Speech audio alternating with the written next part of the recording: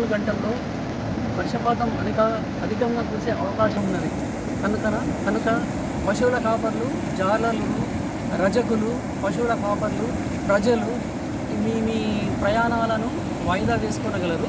కనుక గ్రామానికి దగ్గరున్న చెరువుల వద్ద కానీ, చేపలు పట్టడానికి కానీ బెస్తవారు, చేపలు పట్టేవారు వెళ్ళకూడదు.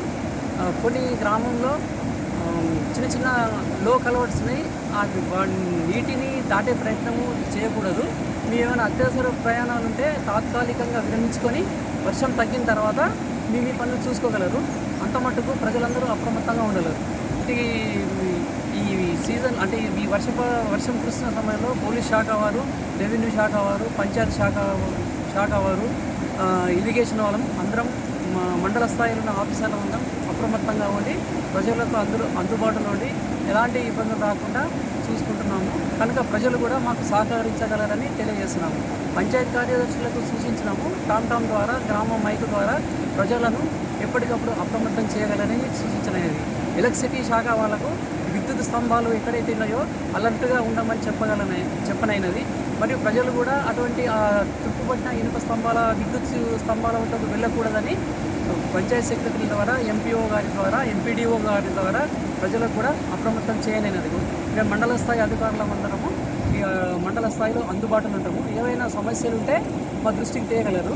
మరియు ఈ వర్షానికి ఏవైతే ఇల్లు కూలే పరిస్థితి ఉన్నాయో దాంట్లో నుంచి సురక్షిత ప్రాంతాలకు వెళ్ళవలసిందిగా కూడా సూచించనైనది. అటువంటి ఏవైనా ఉంటే కూడా పంచాయత్ సెక్రటరీ ద్వారా మండల స్థాయి అధికారులకు తెలిపించో తగు చర్య కైకొనబడుతుందని ప్రజలకు సూచిస్తూ జాగ్రత్తగా ఉండవలసిందిగా తెలియజేయండి.